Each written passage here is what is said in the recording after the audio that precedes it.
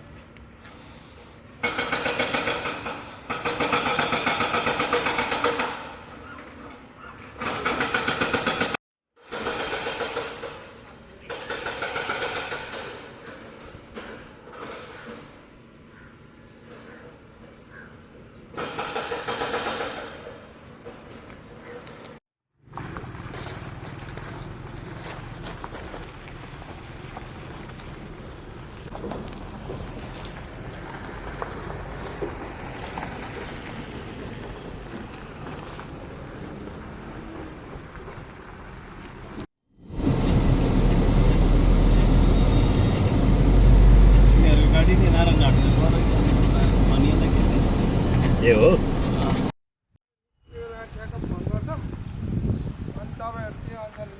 अहिले निस्क्यो भने के बसिरहनु पर्छ तपाईँहरू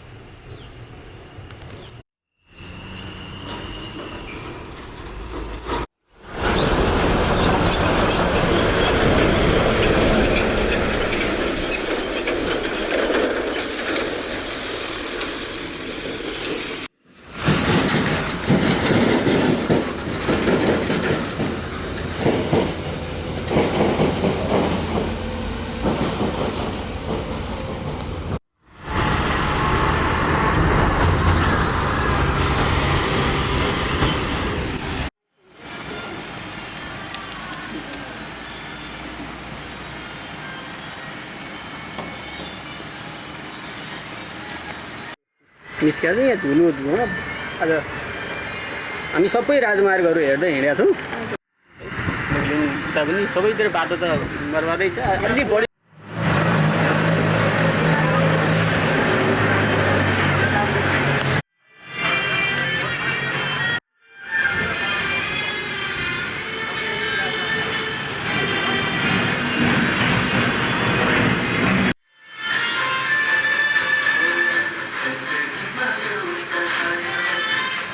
यन्त्र 4-5 हजारको अब तिर्न कति सजिलो हुन्थ्यो होला खै त अब कहाँ कर तिर्ने गाह्रो पर्ने हो बिजुली बिल तिर्न गाह्रो पर्छ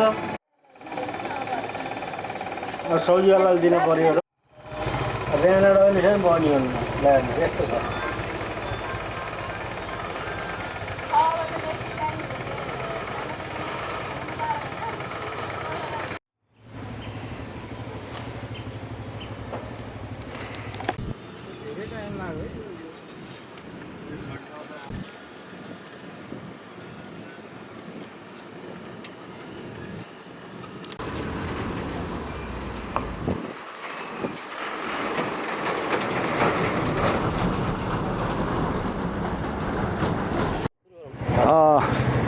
सबैलाई यो सन्ध्याकालीन नमस्कार हाम्रो यो 3 दिनको स्थलगत अध्ययन भ्रमण पनि भन्नुपर्छ वास्तवमा अध्ययन अवलोकन भ्रमणै हो वास्तवमा यसलाई हामीले नाम दिँदाखेरि हाम्रो यो जुन 3 दिनको भ्रमण यो नयाँ पनि हामीले महसुस गरेका छौँ वास्तवमा भौतिक पूर्वाधार मन्त्रालय निर्माण व्यवसायी महासङ्घ र जुन पूर्वाधार पत्रकारहरूको एउटा त्रिपक्षीय सङ्गमको रूपमा चाहिँ एउटा लिएका छौँ र भएका पूर्वाधारहरू कस्ता बनिरहेका छन् भन्ने कुराहरू हामीले पत्रपत्रिकामा घरमा बसेर हेर्न पाइरहेका थियौँ र आफ्नो वस्तुगत स्थिति के छ त त्यो ठाउँको भौतिक संरचनाहरू बनेका छन् कि छैनन्।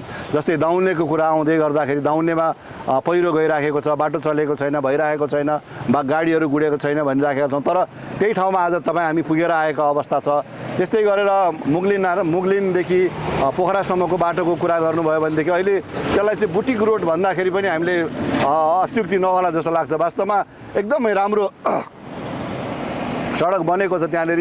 एउटा हामी राजधानीबाट अब चाहिँ एउटा अर्को पर्यटकीय नगर पोखरा पुग्नको लागि हामीलाई अब 2 घन्टा 3 घन्टामा अब हामी चाहिँ पुग्न सक्ने अवस्था बनेको छ। त्यस्तै गरेर यो थानकोटदेखिबाट मुगलिनसम्मको सडक पनि अहिले द्रुत गतिमा अगाडि बढिरहेको कुरा तपाईँ हामीले देख्न पायौँ। तर यति हुँदाहुँदै पनि अब व्यवसायहरूको आफ्नो समस्या छ। किन कामहरू समयमा हुन सकेनन्? राज्यले गर्नुपर्ने सम्पूर्ण जिम्मेवारीहरू राज्यले आफूले पुरा गरेको छैन भनेदेखि ठाउँमा अहिले सिंहदरबार गाउँमा भनेर चाहिँ राज्यले भनिरहेको अवस्थामा तर ती सिंहदरबारहरूले गर्नुपर्ने सेवा ती जुन व्यवसायीहरूलाई र यो संरचनाहरू निर्माण गर्दाखेरि पुर्याउनु पर्ने आफ्ना होसहरू नपुर्याएको कारणले गर्दाखेरि आज सम्पूर्ण निर्माण कार्यहरू चाहिँ ढिला भइरहेको अवस्था छ।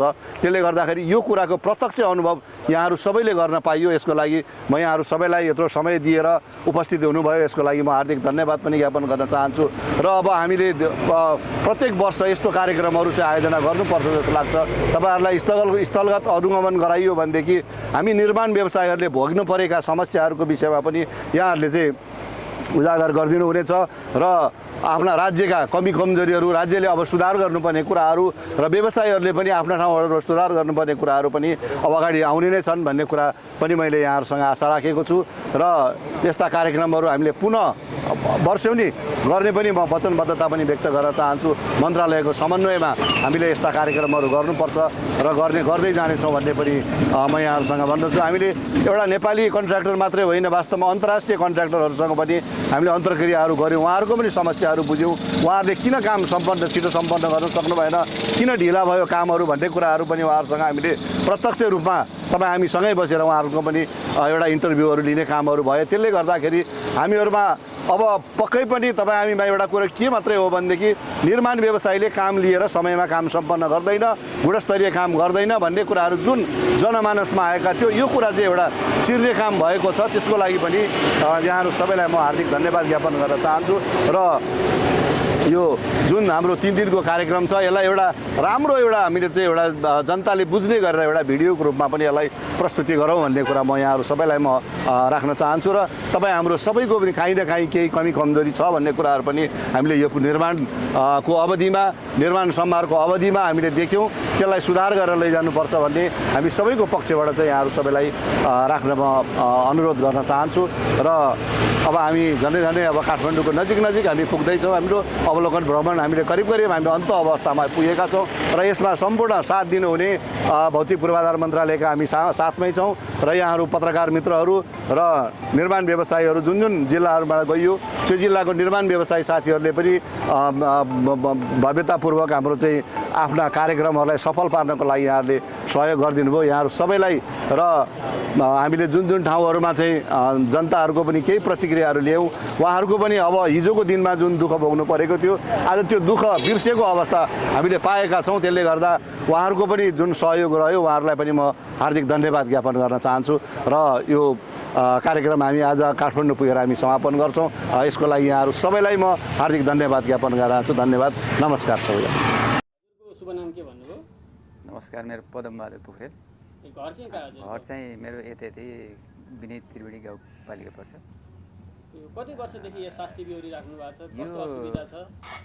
यो त असुविधा त भयो 5-7 वर्ष जति यस्तो बिहोर्नु परेको। यो धुलो धुवाँ प्रदूषण यो बाटोले गर्दा बिजुकै भइरहेछ। अब यहाँ व्यापार यस्तो छ, सुनसान छ, बाटै सुनसान छ। पहिला कतिजना मान्छे आउनुहुन्थ्यो? पहिला मान्छे त अब गनिसाध्य हुन्थ्यो नि, हेर्नु भिडभाड हुन्थ्यो। मान्छे अलिक कमै आइदियो भने त भनौँ त्यस्तो भिड हुन्थ्यो। अहिले हेर्नु यस्तै छ, तपाईँहरूले देखिरहनु भएको। कति भयो यस्तो भएको? अनि त्यसको केही सुधारको कामहरू भइरहेको छ? सुधारको काम त असम चाहिँ अलि तीव्र गतिमा काम त भइरहेछ। यही अनुसार अर्को सिजनमा पनि यस्तै तरिकाले भयो भने त 1 वर्षमा त कम्प्लिट होला जस्तो लाग्छ मेरो ख्यालमा। यस्तै असमको जस्तै गरी तपाईँहरूले होटल व्यवसाय यहाँ गर्नुभएको कति वर्षदेखि चलाइरहनु भएको छ अनि यसको यहाँ कति भयो तपाईँले? 50 सालदेखि बसेका हामी 50 सालदेखि बसेको। अब त्यस्तो पहिला हुन्थेन के अरे, अब यही अब जब बाटो यस्तो हुन लाग्यो त्यसपछि सब यस्तै डामाडोल भइसक्यो। यो अलि धुलो भर्खर पानी हालेर गयो अहिले धुलो यति धुलो उठ्छ कि बस्न खान 24 घन्टा धुलो खाएर बस्ने हामी। माथि नि सुत्दिन्छ, कपडा धुँदा पनि नुहाउँदा पनि पुरै माटो यस्तो छ, बिजोग छ। यसको लागि अलि छिटोभन्दा छिटो काम भइदियो हुन्थ्यो भन्ने हाम्रो विचार छ।